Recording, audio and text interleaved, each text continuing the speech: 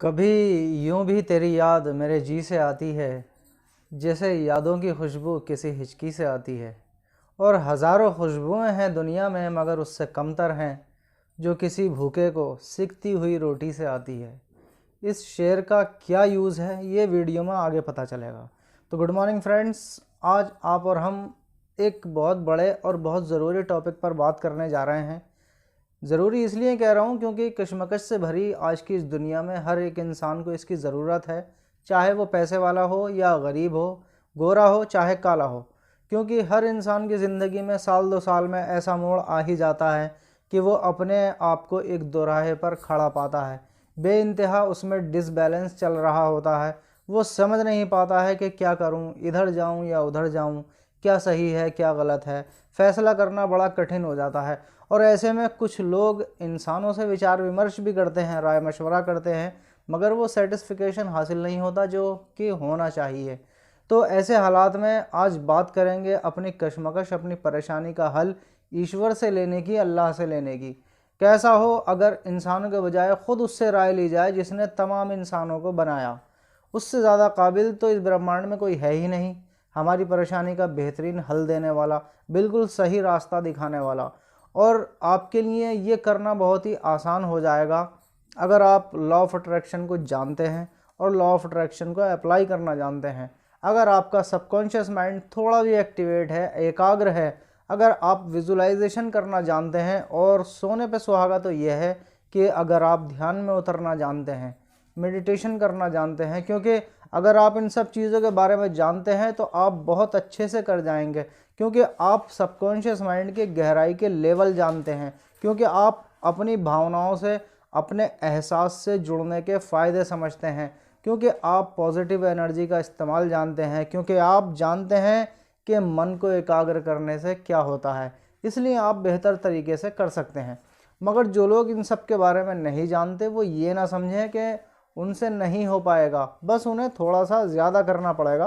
क्योंकि वो सबकी सुनता है, वो सबकी सुनता है। वो तो आपकी रगे जान से भी ज़्यादा करीब है, आपके करीब है, आपकी सांसों से भी ज़्यादा आपके करीब है। उसे तो बस पुकारने वाला चाहिए, उसे तो बस महसूस करने वाला चाहिए। वो तो हर वक्त यहीं है। वो तो इतनी देर के लिए भी हमसे दूर नहीं होता जितनी देर में कि पलक झपकती है। तो नो टेंशन। अब जानते हैं कैसे ईश्वर से, अल्लाह से अपने काम के बारे में राय लेनी है। कोई काम शुरू करना चाहते हैं, कोई जॉब चाहते हैं, कोई नया रिश्ता शुरू करना चाहते हैं, किसी नए कॉलेज में एडमिशन लेना चाहते हैं, किसी परेशानी का हल चाहते हैं, जो कुछ भी आप चाहते हैं और कुछ समझ नहीं आ रहा है तो आप ईश्वर से राय ले सकते हैं। क्या करना है? करना कुछ भी नहीं है, बस सोना है। मतलब कहने का ये कि सोते टाइम करना है। कब करना है?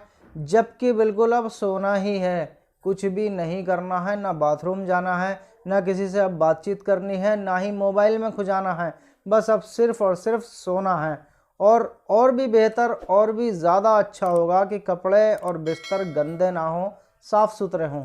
अब सोने के लिए लेट जाएं और धीरे से अपनी आंखें बंद करके ईश्वर का, अल्लाह का ध्यान लगाएं।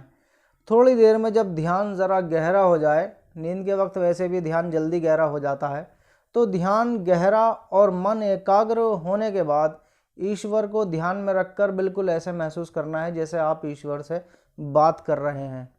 तो सबसे पहले तो आज से पहले जो गलतियां, जो पाप, जो गुनाह हमसे हुए हैं, उन पर शर्मिंदा होइए, अपनी गलतियों को स्वीकार कीजिए और ईश्वर से माफ़ी मांगिए। उसके बाद आज तक जो कुछ भी ईश्वर ने आपको दिया है, जो भी नेमतें, जो भी तोहफे आज तक मिले हैं, उनके लिए ईश्वर के शुक्रगुजार होइए, कृतज्ञ होइए। और भी बेहतर होगा अगर एक एक चीज़ का नाम लेकर शुक्रगुजार होंगे तो। जैसे कि मेरे अच्छे बच्चों के लिए, मेरी जॉब के लिए, मेरे घर के लिए मैं आपका बहुत बहुत शुक्रगुजार हूँ, ग्रेटफुल हूँ। अब इसके बाद अपनी बात कहनी शुरू कीजिए कि हे ईश्वर, या अल्लाह, मैं ये बिज़नेस शुरू करना चाहता हूँ, मैं फ़लाँ जगह नया रिश्ता जोड़ना चाहता हूँ, या मुझे ये परेशानी है, ये कठिनाई है। हे ईश्वर, या अल्लाह, मेरी ज़िंदगी के इस मोड़ पर कृपया मेरा सही मार्गदर्शन करें, बेहतरीन रहबरी करें। अब अपनी इसी बात को दोहराते जाइए और दोहराते दोहराते ऐसे ही सो जाइए। अब हर बार माफ़ी मांगने की या शुक्रगुजार होने की ज़रूरत नहीं है। बस अपनी बात दोहराते जाइए। इस काम को करते हुए 3 चीज़ें आपके मन में होनी चाहिए, ज़्यादा अगर ना भी हों तो थोड़ी बहुत तो होनी ही चाहिए। सबसे पहला तो प्रेम, प्यार, ऐसा प्रेम कि जब अपने नन्हे से बच्चे की हंसी ठिठोली देखकर उस बच्चे की माँ के अंदर जो प्रेम उमड़ता है, ऐसा प्रेम होना चाहिए। और हज़ारों खुशबुएं हैं दुनिया में मगर उससे कमतर हैं जो किसी भूखे को सिकती हुई रोटी से आती है। मतलब ये कि ऐसी शिद्दत, ऐसी भूख हो जो 3 दिन के भूखे किसी इंसान को सिकती हुई रोटी को देखकर जगती है। और ऐसा यकीन हो कि जब आप किसी छोटे से बच्चे को हवा में उछालते हो तो वो रोने के बजाय हंसता है, क्योंकि उसे ऐसा यकीन है आप पर कि आप उसे किसी हालात में गिरने नहीं दोगे। बस ये 3 चीज़ें मन में लेकर अपना काम कीजिए, और अगर आपने अपना बेस्ट दे दिया तो एक ही रात में सपने के ज़रिए अपना मसला हल हो जाएगा। जब तक आपकी बात का जवाब ना मिले इसको रोज़ाना करिए, वरना तो यूं ही एक दिन कुछ ऐसा यूनिक सा ईश्वर की तरफ से आपको इशारा मिलेगा, ऐसा साइन आपको देखने को मिलेगा कि आप फ़ौरन समझ जाएंगे कि ये मेरे उस सवाल का जवाब है, उस मसले का हल है। या अचानक से आपका मन एक ओर झुकने लगेगा, उस काम को करने या ना करने की ओर दबाव बनाने लगेगा। आपकी बात का जवाब पॉजिटिव भी हो सकता है, नेगेटिव भी हो सकता है। पॉजिटिव अगर है तो आगे बढ़ जाइए, और अगर नेगेटिव है तो बस यहीं रुक जाइए, क्योंकि इस रास्ते पर आपके लिए ख़तरा है और वो आपसे बेहतर जानता है। और एक बात और, जब आपका काम हो जाए, जो कि होगा ज़रूर, थोड़ी देर सवेर हो सकती है, तो जब आपका काम हो जाए तो दोबारा से इस वीडियो पर ज़रूर आना और एक कमेंट करके ज़रूर जाना कि भाई मेरा काम हो गया।